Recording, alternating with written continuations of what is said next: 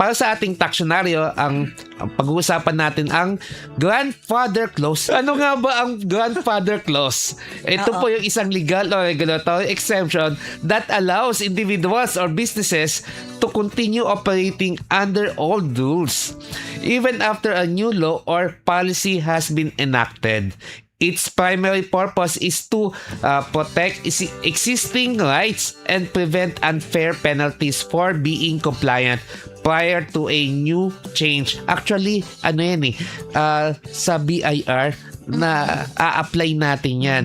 Ayun. Oo, kasi syempre, hindi pwede yung new rule kasi hindi pwedeng retroactive yung kapag nagkaroon ng bagong rule. Wala bang grandmother? Ay, oo nga. Baka yung grandmother ang susunod. Baka susunod na siya.